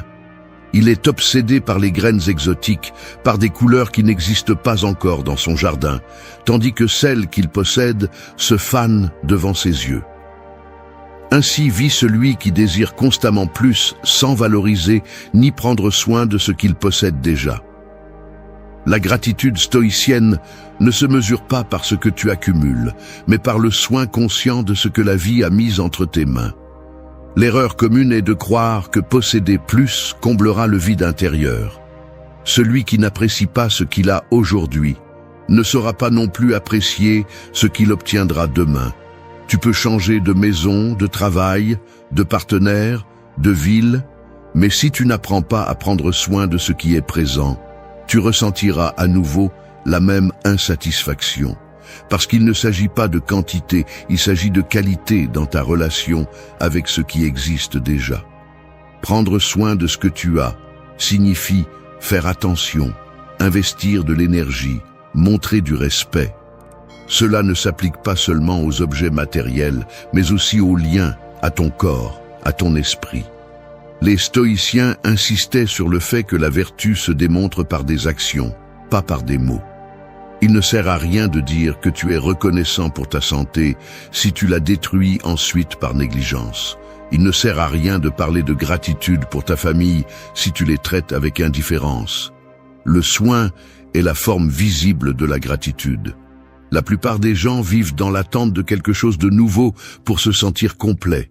Cette attente devient une chaîne qui ne se brise jamais, car il y aura toujours un désir en suspens. La pratique stoïcienne rompt ce cycle. Elle ne rejette ni le progrès ni l'ambition, mais elle met d'abord l'accent sur le devoir. Prends soin de ce qui est déjà avec toi, car si tu ne le fais pas, tu le perdras. Et quand tu le perdras, tu découvriras que ce que tu méprisais était ce dont tu avais le plus besoin. Exercice pratique. Regarde autour de toi et fais une révision sérieuse. Ta santé, en prends-tu soin ou la prends-tu pour acquise? Tes relations, les cultives-tu ou les laisses-tu se dessécher dans la routine? Tes ressources, les gères-tu avec discipline ou les gaspilles-tu en attendant d'en avoir plus? Ce type de question dérange, mais il éveille aussi. Elles te forcent à reconnaître que ce qui fait souvent mal n'est pas le manque, mais la négligence. La gratitude en tant que philosophie exige de la maturité. Il ne s'agit pas de rêver de ce qui viendra, mais d'honorer ce qui est déjà là. Celui qui prend soin de ce qu'il a crée les bases pour recevoir plus sans se perdre dans l'excès. Celui qui ne le fait pas vit piégé dans l'illusion d'une abondance future et finit par être vide. Prends soin aujourd'hui, remercie aujourd'hui, renforce aujourd'hui. C'est ainsi que ce que tu possèdes devient une véritable richesse. 5. Remercie à haute voix.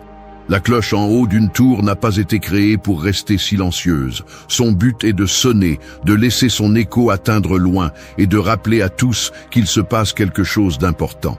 La gratitude fonctionne de la même manière. Lorsqu'elle reste enfermée à l'intérieur, elle perd de sa force, mais lorsqu'elle est exprimée à haute voix, elle devient un acte qui transforme ta réalité et celle de ceux qui t'entourent. Beaucoup de personnes pensent que ressentir de la gratitude en silence est suffisant, mais le silence est souvent confondu avec l'indifférence. Dire « merci » clairement, en regardant dans les yeux, n'est pas un petit geste, c'est une déclaration de reconnaissance. C'est affirmer que ce que tu as reçu, aussi minime soit-il, a de la valeur. Et il ne s'agit pas seulement de courtoisie, mais d'une discipline stoïcienne qui entraîne l'esprit à reconnaître le bien même dans le plus quotidien. Les stoïciens voyaient dans les mots un instrument de caractère. Ce que tu dis façonne ton intérieur et influence aussi les autres. Lorsque tu remercies à haute voix, tu renforces en toi-même l'importance de ce que tu vis, et en même temps tu sèmes le respect chez l'autre. Un remerciement sincère peut renforcer la confiance dans une relation, peut redonner de l'espoir à quelqu'un qui se sent invisible et peut te rappeler à toi-même que tu ne marches pas seul. Remercier à haute voix est aussi un acte d'humilité. Il te force à reconnaître que tout ne dépend pas de toi, qu'il y a des mains, des efforts et des circonstances qui collaborent sur ton chemin. C'est accepter que tu es vulnérable et que même si tu travailles avec discipline, la vie te donne des choses que tu ne contrôles pas. Cette acceptation ne t'affaiblit pas, elle te rend humain. Et loin de te rendre moins fort, elle te donne plus de perspective et de pouvoir intérieur. Le pratiquer quotidiennement change la façon dont tu perçois ton environnement. Commence par le simple. Remercie le jour quand tu te réveilles, remercie celui qui t'écoute, remercie même tes propres erreurs pour la leçon qu'elles ont laissée. Fais-le à haute voix pour que ton esprit comprenne que ce n'est pas une idée vague, mais une vérité présente. Peu à peu, cette pratique devient une habitude qui te protège de la plainte et de l'insatisfaction constante. Celui qui remercie en silence ne fait que ressentir. Celui qui remercie à haute voix construit aussi. Ces paroles laissent une trace, enseignent, inspirent. Chaque fois que tu exprimes de la gratitude, ta voix agit comme cette cloche qui rappelle aux autres et à toi-même qu'il y a des raisons d'apprécier ce qui existe déjà. Ce son ne s'éteint pas, il se multiplie. Et plus tu l'utilises, plus ta conscience que ce que tu possèdes aujourd'hui est déjà suffisant pour dire merci devient forte. 6. Apprenez de la perte des autres. Le cimetière garde des histoires que vous n'avez jamais vécues, des larmes qui n'étaient pas les vôtres et des silences qui ne vous appartiennent pas. Cependant, chaque tombe, chaque nom, chaque date grave, une leçon universelle, tout se termine. Vous n'avez pas besoin d'attendre votre propre malheur pour le comprendre. Il suffit de regarder autour de vous et de reconnaître que la vie parle déjà à travers les pertes des autres. La gratitude se renforce lorsque vous apprenez de ce que vous observez sans avoir besoin de le vivre en chair et en os. Celui qui est sage n'attend pas la tragédie pour se réveiller. Le stoïcisme enseignait à réfléchir sur la fugacité et à se préparer à l'inévitable. Voir quelqu'un d'autre perdre ce qu'il aimait devrait suffire à vous rappeler que ce que vous avez aujourd'hui n'est pas éternel. Cette observation n'est ni froide ni distante. Elle est consciente et éveillée. Lorsque vous voyez quelqu'un pleurer pour ce qui ne reviendra plus, Votre cœur vous demande d'apprécier ce qui reste encore dans votre vie. Le problème est que la plupart des gens ont tendance à regarder le malheur des autres comme un spectacle et non comme un avertissement. On répète des phrases de réconfort, on tourne rapidement la page et on retourne à la même routine de toujours, en prenant pour acquis ce qui disparaîtra un jour également. Apprendre de la perte des autres nécessite un changement de mentalité. Au lieu de détourner le regard, il faut le maintenir fixe pour comprendre la leçon. La douleur des autres vous apprend à prendre soin de ce qui respire encore dans votre monde. Il ne s'agit pas de vivre dans la peur, mais de former l'attention. La prochaine fois que vous entendrez parler de quelqu'un qui a perdu sa santé, souvenez-vous de votre propre corps et de la façon dont vous en prenez peu soin. Si vous voyez quelqu'un regretter l'absence d'un être cher, pensez à la façon dont vous traitez ceux que vous pouvez encore embrasser. Chaque perte des autres est un miroir qui vous oblige à vous demander « Suis-je assez reconnaissant ou est-ce que j'attends que l'absence me la prenne trop tard ?»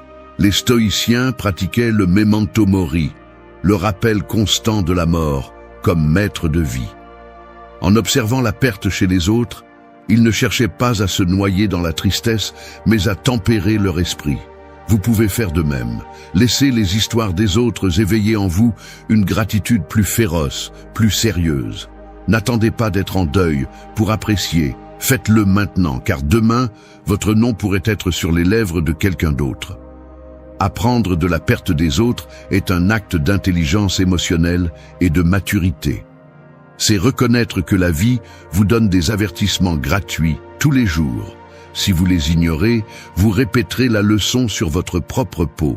Si vous en profitez, vous remercierez avec plus d'intensité, vous prendrez soin avec plus de force et vous vivrez avec plus de conscience. C'est le pouvoir de regarder en face ce que beaucoup préfèrent éviter. Transformer la douleur des autres en un appel urgent à apprécier ce qui est encore avec vous. 7. Réduisez le désir constant de plus. L'alpiniste ambitieux grimpe un sommet avec les yeux fixés sur le suivant. Il arrive épuisé, respire à peine et au lieu de contempler la vue, il est obsédé par la montagne qui reste à gravir. Il ne se repose jamais, ne célèbre jamais, ne remercie jamais. C'est ainsi que vit celui qui est pris dans le désir constant de plus, confondant le progrès avec une insatisfaction interminable. La gratitude stoïcienne enseigne que la vraie richesse n'est pas de conquérir des montagnes sans fin, mais de reconnaître la hauteur à laquelle tu te trouves déjà. Le problème du désir démesuré est qu'il se nourrit seul. Plus tu as, plus tu compares et plus tu penses qu'il manque. Il devient un trou qui ne se remplit jamais, un cycle qui te vole la paix. Les stoïciens ont été clairs à ce sujet. L'homme le plus pauvre est celui qui n'est jamais satisfait. Non pas parce qu'il manque de biens, mais parce qu'il vit enchaîné à l'illusion que le prochain le sauvera. La liberté commence lorsque tu oses ralentir ce désir qui ne se repose jamais. Réduire ne signifie pas renoncer à grandir, ni abandonner tes rêves. Cela signifie couper l'anxiété qui exige des résultats immédiats et apprendre à apprécier ce qui est suffisant. À quoi sert d'avoir plus d'argent si tu ne profites jamais de celui que tu possèdes déjà? À quoi sert d'accumuler des réalisations si chaque victoire devient invisible la seconde suivante? Le désir incontrôlé te rend esclave, la gratitude consciente te rend le contrôle. L'exercice pratique est simple et en même temps défi. Chaque fois que ton esprit te demande plus, arrête-toi et demande-toi si tu en as vraiment besoin ou si ce n'est qu'un reflet du vide intérieur. Souvent, tu découvriras que ce que tu cherches n'est pas nécessaire, mais un caprice déguisé en objectif. Cette pause est puissante, car elle brise l'automatisme de vouloir pour vouloir. La société actuelle nourrit cette insatisfaction. Publicité, comparaison, réseaux sociaux, tout crie que tu n'es pas suffisant jusqu'à ce que tu aies quelque chose de nouveau. Le stoïcien se rebelle contre cette manipulation en cultivant la sobriété. Ce n'est pas refuser le progrès, c'est choisir consciemment où mettre son énergie. Celui qui sait remercier ce qu'il a déjà ne tombe pas facilement dans les pièges du désir collectif. Réduire le désir constant de plus ne te rend pas médiocre, il te rend libre. Il te donne de l'espace pour profiter de ce qui existe déjà, pour prendre soin du présent, sans te brûler à la poursuite de fantômes. Quand tu y arrives, la gratitude devient un état naturel, parce que tu arrêtes de regarder avec faim ce qui manque, et tu apprends à savourer calmement ce qui est déjà servi sur ta table. Ce changement de perspective ne t'enchaîne pas, il te donne des ailes. 8. Entoure-toi de personnes reconnaissantes. Marcher parmi les épines finit toujours par te blesser, peu importe la précaution que tu prends à chaque pas. Il en va de même lorsque tu choisis de partager ta vie avec des personnes qui ne savent que se plaindre ou empoisonner l'atmosphère avec de la négativité. L'environnement marque ton regard, façonne ton humeur et conditionne ta façon d'interpréter ce que tu vis. C'est pourquoi, si tu veux renforcer la gratitude comme philosophie, tu as besoin de t'entourer de personnes qui vivent avec cette attitude, car leur influence peut être aussi déterminante que ta propre discipline. Les stoïciens comprenaient que personne n'est complètement immunisé contre l'environnement. Tu peux avoir de la volonté, mais si tu entends tous les jours que rien n'est suffisant, tôt ou tard, ce bruit s'installe dans ta tête. La plainte constante corrode, tandis que la gratitude partagée construit. Il ne s'agit pas de nier les problèmes, mais de choisir des personnes qui reconnaissent le bien même au milieu de la difficulté. Ce choix change ta façon d'affronter la vie. Être avec des personnes reconnaissantes est un rappel constant que l'ordinaire a aussi de la valeur. Celui qui remercie pour un geste simple, pour un moment bref ou pour une petite victoire, t'enseigne par l'exemple que la richesse n'est pas dans ce qui manque, mais dans ce que l'on a. Ce type de compagnie agit comme un miroir qui te renvoie l'importance de ce que tu prends parfois pour acquis. En revanche, vivre avec des personnes qui voient toujours le négatif te tire vers un état d'insatisfaction chronique. Peu importe combien tu avances, tu trouveras toujours une raison de sentir que ce n'est pas suffisant. Ce poison se filtre peu à peu jusqu'à ce que tu commences toi-même à regarder la vie avec la même amertume. Le stoïcisme propose de couper cette influence avec détermination. Tu ne peux pas contrôler les autres, mais tu peux choisir combien d'espace tu leur donnes dans ta vie. La pratique est claire. Observe attentivement ton cercle proche. Sont-ils des personnes qui reconnaissent ce qu'ils ont ou qui cherchent seulement des raisons de se plaindre? T'encourage-t-il à apprécier le présent ou t'incite-t-il à te concentrer sur ce qui manque? La réponse déterminera si ton environnement nourrit ta gratitude ou détruit ta paix intérieure. Entoure-toi de ceux qui sont reconnaissants car leur énergie renforce la tienne. La gratitude partagée se multiplie, tandis que la plainte partagée ne fait que t'affaiblir. Il ne s'agit pas de t'isoler de tous, mais de prioriser des liens qui t'élèvent plutôt que de te couler. Tout comme la flamme reste vivante lorsqu'elle se joint à d'autres, ta gratitude devient plus forte lorsque tu choisis une compagnie qui sait aussi apprécier la vie. C'est le pouvoir d'un environnement bien choisi. Transformer la gratitude en une pratique collective qui te soutient même lorsque ta force individuelle faiblit. 9. Souviens-toi d'où tu viens. La racine enterrée sous terre n'est pas visible, mais elle soutient tout l'arbre. Si tu oublies ta racine, tu perds le sens de ce que tu es et de ce que tu accomplis. La gratitude nécessite de la mémoire, car celui qui ne regarde qu'en avant sans reconnaître d'où il vient, finit par croire qu'il doit tout à lui-même. Se souvenir de ton passé avec ses luttes, ses sacrifices et ses chutes est une façon de maintenir l'humilité et de renforcer la gratitude pour le présent. L'erreur commune est de regarder en arrière uniquement pour se lamenter. Beaucoup s'accrochent à des blessures passées comme à des chaînes qui empêchent d'avancer. L'approche stoïcienne est différente. Se souvenir non pas pour souffrir, mais pour apprécier. Si aujourd'hui tu as plus de clarté, c'est parce qu'à un moment donné tu étais perdu. Si aujourd'hui tu jouis d'un peu de stabilité, c'est parce qu'auparavant tu marchais sur un terrain incertain. Chaque pas dans l'obscurité a été le prix à payer pour que tu puisses maintenant voir avec plus de lucidité. Oublier d'où tu viens te rend faible, car tu tombes dans le piège de l'arrogance. Tu commences à penser que tout ce que tu possèdes est normal, que rien de ce que tu vis ne mérite reconnaissance. Cette cécité alimente l'insatisfaction et tue la gratitude. Les stoïciens enseignaient à exercer la mémoire dans un but précis, se rappeler que ce qui semble sûr aujourd'hui aurait pu ne pas exister. Ce contraste éveille l'appréciation et évite que tu prennes pour acquis ce que tu as maintenant. Fais un exercice clair. Pense à la version de toi qui a traversé des difficultés qui n'existent plus aujourd'hui. Tu te souviens peut-être des jours où tu peinais à peine à atteindre l'essentiel, des nuits d'incertitude, des moments où il semblait qu'il n'y avait pas d'issue. Regarde-toi maintenant et reconnais que même si tu n'as pas tout ce dont tu rêves, tu as progressé. Ce contraste n'est pas un luxe, c'est une obligation. Parce que lorsque tu oublies le chemin parcouru, tu deviens esclave de la plainte. Te souvenir de ton origine renforce également ton caractère. Si tu ne perds jamais de vue ce qu'il t'a coûté d'arriver jusqu'ici, tu ne gaspilles pas le présent avec des frivolités. Tu remercies pour l'opportunité d'être où tu es et en même temps tu maintiens la fermeté de ne pas revenir aux erreurs passées. Cet équilibre entre mémoire et action est l'essence d'une gratitude mature. Tu ne vis pas coincé dans le passé, mais tu l'utilises comme fondement pour apprécier le présent. Souviens-toi d'où tu viens, car dans ce souvenir se trouve la mesure réelle de ta croissance. La gratitude fleurit lorsque tu reconnais que ton présent est le fruit d'un parcours rempli d'épreuves. Et chaque fois que tu le reconnais, ton esprit se renforce. Ce n'est pas de la nostalgie, c'est de la conscience.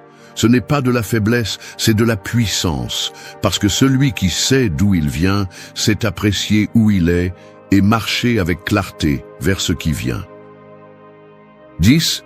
Sois intentionnel dans ta gratitude quotidienne. La lumière d'une bougie n'éclaire pas par accident, elle le fait parce que quelqu'un l'allume. La gratitude fonctionne de la même manière. Elle n'apparaît pas seule, elle n'émerge pas seulement quand quelque chose d'extraordinaire se passe, elle doit être allumée avec intention tous les jours. La laisser au hasard, c'est se condamner à vivre dans l'indifférence, en attendant que les grands événements donnent une raison de remercier.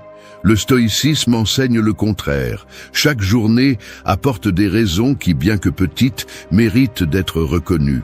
Être intentionnel avec la gratitude signifie choisir consciemment où poser son regard. Ce n'est pas un réflexe automatique, c'est une pratique qui se construit avec discipline. Au réveil, tu peux remercier pour l'opportunité de recommencer. À la fin de ta journée, tu peux reconnaître les leçons, les gestes reçus ou même les difficultés qui t'ont forgé. Cette habitude n'est pas de la mièvrerie, c'est un entraînement mental pour ne pas rester coincé dans la plainte ou dans la routine qui anesthésie. L'erreur la plus courante est de croire que la gratitude est un sentiment qui apparaît quand tout va bien. Si tu attends que les circonstances soient parfaites, tu remercieras très peu de fois dans ta vie. La gratitude intentionnelle brise cette dépendance. Il s'agit de chercher la valeur même au milieu du chaos, d'affirmer d'une voix ferme qu'il y a toujours quelque chose à soutenir, même si tout semble s'effondrer. Cette posture ne naît pas de la naïveté, elle naît de la force. Les stoïciens pratiquaient des rappels quotidiens pour entraîner leur caractère. Tout comme ils examinaient leurs pensées ou leurs actions, ils cultivaient également la gratitude, comme discipline. Tu peux faire la même chose. Fixe un moment précis chaque jour pour reconnaître quelque chose de concret. Écris-le, dis-le à haute voix, partage-le si tu veux, mais fais-le avec clarté. En le répétant, ton esprit cesse de fonctionner par impulsion et apprend à répondre avec gratitude au lieu de plainte. Le pouvoir de cette pratique réside dans sa constance. Un jour de gratitude ne change pas ta vie, mais beaucoup de jours consécutifs construisent une perspective complètement différente. Tout comme la bougie éclaire tant que quelqu'un continue à l'allumer, ta gratitude brillera tant que tu décideras de la maintenir en vie. Cette lumière ne transforme pas seulement ta façon de voir le monde, elle a aussi un impact sur ceux qui t'entourent, car ton attitude consciente devient un exemple et une force partagée. Sois intentionnel dans ta gratitude quotidienne. Ne la laisse pas aux mains du hasard, ne la transforme pas en un geste sporadique, fais-en une habitude ferme, une décision quotidienne. Parce que dans cette intention se trouve la différence entre vivre entraîné par l'insatisfaction ou marcher avec la clarté de celui qui sait que, quelles que soient les circonstances, il y a toujours des raisons de dire merci.